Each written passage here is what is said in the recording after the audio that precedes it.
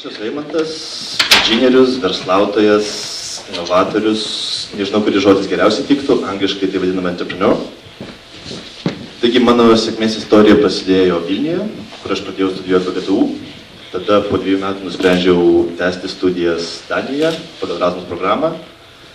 Pietų Danijos universitete įgijau mechanikos inžinieriaus laipsnį, po studijų teko plušėti kaip inžinierių, teko prikišti nagus prie visokių įdomių projektų, pradedant džiovyklėmis, tęsiant fabrikais, kurie gamina stiklo ir akmens vatą ir baigiant specialią įrangą vėjo malūnų gamybai.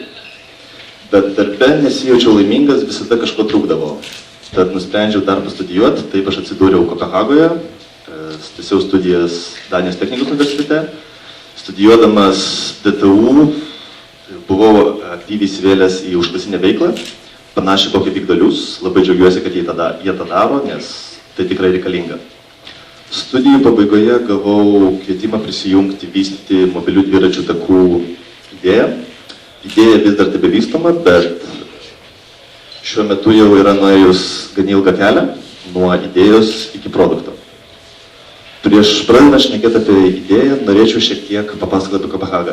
Manau, daugelis matėte, kad čia yra labai daug dviratininkų ir visi puikiai tuo naudojasi. Aš pats renkuosi dviratį, nes tai yra patogu, paprasta, greita ir nebrangu.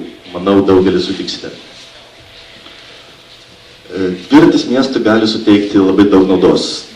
Daugelis jos negali būti pamatuota, bet vienas dalykas, ką galima pamatuoti, yra nauda sveikatai. Kopenhagos savivaldybė yra pamatavus, kad dviratis sveikatos sektoriui sutaupo apie 1,7 milijardo Danijos kronų. Čia jau atskaičius išlaidas už gydymą. Taip pat dviračių verslas sukuria daug darbo vietų ir bent jau Kopenhagai sugeneruoja 1,3 milijardo Danijos kronų metinio apyvartų. Yra daug priežasčių, kodėl dviračiai tokie populiarūs Danijai. Manau, viena iš pagrindinių priežasčių yra tinkama infrastruktūra. Danijos modelis yra, kad dviračiai turi atskirą vietą, jie yra skirti nuo pėsčiųjų ir nuo automobilių eismo. Olandai naudoja panašų modelį, bet Danijos yra kiek įdomesnis, nes yra dar pakeltas. Taigi, dabar kaip aš šnekėjau apie Kopenhagą ir dviračių infrastruktūrą, čia norėčiau pristatyti, kągi mes darome. Bigway yra nauja urbanistinė kompanija, liaudiškai startupas. Mes siūlome paprastą, lengvą ir nebrangų būdą planuoti, testuoti ir diegti dviračių infrastruktūrą. Nes mes manome ir tikime, kad dviratis gali labai pakeisti miestą. Mūsų misija būtų kurti patogų gyventi ir žalią miestą, naudojant ekologišką infrastruktūrą. Tradiciniai būdai tiekti dviračių takus yra asfaltas ir jeigu kad nors teko susidurti, kai vyksta kelio remonto darbai, tai yra labai nepatogu visam eismui, nes būna privaroma daug sunkiosios technikos, tai užtrunka labai daug laiko ir tai žinoma kainuoja didelius pinigus. Mūsų pasiūlymas yra klonuoti Danijos infrastruktūros modelį, kur kas greičiau ir kur kas už priimtesnius kaštus. Mūsų vizija yra 100 km per 100 dienų. Tai nėra tik skambų žodžiai, mes jau esame išbandę ir žinome, kad mes tai galime padaryti.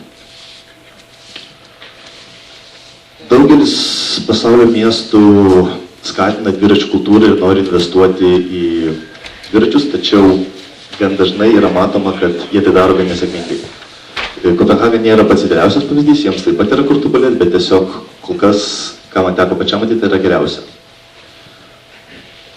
Taigi mes norime pasiūlyti paprastą ir greitą būdą įdiegti Kopenhagos standartą kitose miestuose.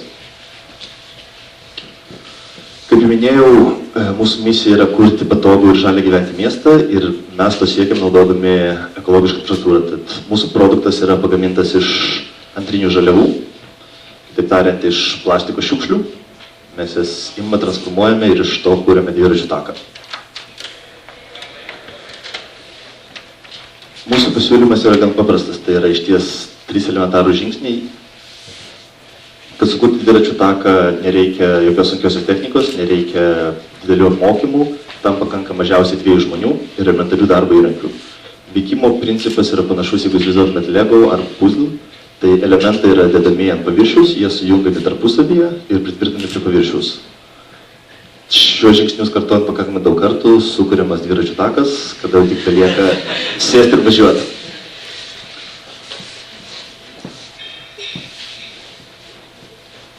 Dar norėjau paminėti, kad mes norime įtraukti miestelėnus, miesto gyventojus į savo infrastruktūros kūrimą. Tai reiškia, kad žmonės gali dalyvauti gatvės kūrime. Nes dažnai valdžios atstovai kūrė dviračių takus ten, kur jų nereikia. Kitas privalumas yra tas, kad mūsų produktas gali būti labai lengvai sumontuotas kitose vietose. Jis lengvai sumontuojamas, lengvai išmontuojamas. Dėl to mes jį vadinam mobilus dviračių takas. Nuotraukoje matote mūsų jau labai smarkiai pažengusi prototipą, kurį mes dabar testuojame Liungby, DTU. Taigi, paprastai sakant, Bigway eksportuoja Kopenhagos dviračių infrastruktūros modelį pasaulio miestams. Skirtingi miestai turi labai skirtingų problemų.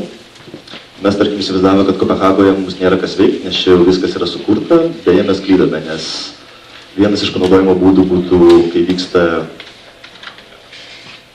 statybos ar rekonstrukcijos, dviračių takus reikia nukreipti kitą linkmę, nes bent jau Danijos vyriausybė prioritizuoja dviračių eismą pirmiau negu visus kitus. Vienas panaudojimas netgi yra čia. Taip pat sulaukėme dėmesio iš Vašingtono. Jie mato kitą panaudojimą, jiems mobilumas yra labai aktualu, jie norėtų daugiau dviračių. Tačiau jų problema yra, kad pagrindinėje gatvėje dažnai vyksta daug paradų. Tai jie mato panaudojimą, kad kai nėra paradų, sumontuojamas dviračių takas ir žmonės gali patogiai minti dviratį, kai reikia paradus, jis lengvai išmontuojamas. New Yorkas buvo sudomėjęs, jie norėtų pasivyti Kopenhagą ir turėtų kuo daugiau dviračių, tai jiems rūpi kuo greičiau ir skubiau suinstaliuoti panašią infrastruktūrą. Sidnėjus būtų kitas įdomus pavyzdys.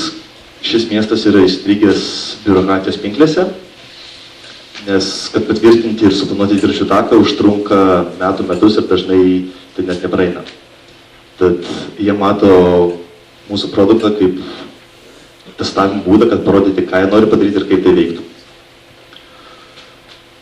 Idėja buvo pristatyta Lietuvos miestams, iš ten susilaukėme gan didelio susidomėjimo ir dėl to praeitą savaitę, kai vyko Login konferencija, mes buvome Klaipėdoje parodoje, kur sulaukėme dėmesio iš Klaipėdos savivaldybės. Klaipėdos savivaldybė turi kelias esminės problemas, tai yra kelias problematiškos gatvės, bet pagrindinis skaudulys yra Tiltų gatvė. Nežinau, ar yra klaipėdiečių, kurie kad nors važiavo ir žino. Mes patys pasiėmė dviračius, išbandėme, kaip viskas vyksta Klaipėdoje. Tiltų gatvė yra skirta tik tais viešajam transportui ir dviračiams, tačiau problema yra, kad dviratiniams skirta vieta yra ant grindinio ir nepažymėta jokiomis juostomis. Važiuoti grindinį yra labai nepatogu, tad jie važiuoja pėsčiųjų takų, kas yra nesaugu. Tad mūsų siūlymas sprendimas yra takas, kuris prireikus galėtų būti vėl išmontuojamas. Yra ir daugiau idėjų, kur mes su Klaipėdos savivaldybė dirbtume, bet pradėsime nuo šito projekto. Taip pat idėją pristatėme Neringos valdžios atstovams, kuriems labai patiko, kad mūsų produktas yra gaminamas iš antrinių žalių, kaip tai yra ekologiškas. Taip pat nereikia jokios sunkiosios technikos, kadangi visoje Nidoje yra apsaugos zona, tai vėlgi idėja būtų naudoti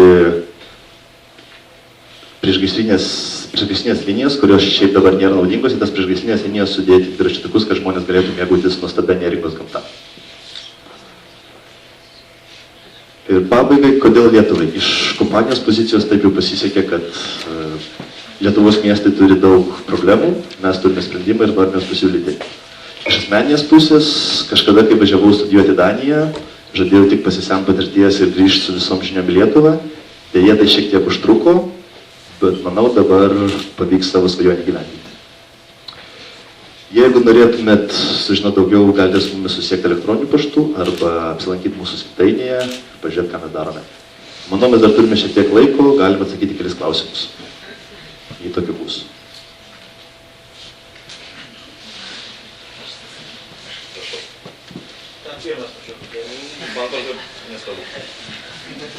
O jūsų dviračių taką galima tiesti ir ant nelygaus paviršiaus, kaip kelias? Taip. taip prisitaikote, nebus lygiai toks pat gaus. Ne, tikrai ne. Bus lygus patogus važiuoti dviračių takas. Kitas Čia klausimas. klausimas ir pasiūlymas, ar yra problema išspręsti laiptais žemyn nuvažiavimą? Iš ties nuvažiavimo laiptais žemyn, tai mes siūlytume naudoti, ką Kopenhagoje plačiai yra išvystyta, tiesiog yra griovelis, kur tu patogiai dviratį vedies. Tai reiškia, pats lipi laiptais, o dviratis šalia patogiai vedamas grioveliu. Labai paprastas sprendimas. Manau, kad būtų pavojinga nuo laiptų. Stabdom. Kaip? BMX.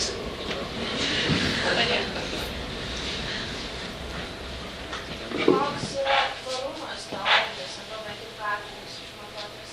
Ar yra kad pamatavimai, kiek laiko tas takas gali būti naudojamas intensyviai, kad ir palyginus su tuo, kiek šalių čia Kopenhagoje važiuoti, jis galėtų stovėti nekeičiant detalių. Vėlgi viskas priklauso nuo intensyvumo, nes jeigu intensyvumas bus kaip Nerebragadį, kur pravažiuoja 30 000 dviratininkų per dieną, tai jis netarnaus taip ilgai, bet pradiniais mūsų bandymais ir gamintojo pateiktais duomenimis takas turėtų tarnauti iki 5 metų. Vėlgi mes siūlome taką kaip laikiną sprendimą arba labiau kaip pastovų. Tai vėlgi priklausytų, vėlgi remiasi į kainą ir kiek medžiagos būtų įdėta. Paskutinis klausimas, jeigu tokių yra. Kiek žmonių šitame projekte dalyvauja? Šiuo metu komanda yra apie 10 žmonių ir pasakysiu, kad didžioji dalis yra lietuvių. Mes esame įsikūrę Kopenhagoje, tai dabar tyrinėjame Lietuvos rinką, bet didžioji dalis lietuvių ir su lietuvis labai smagu dirbti.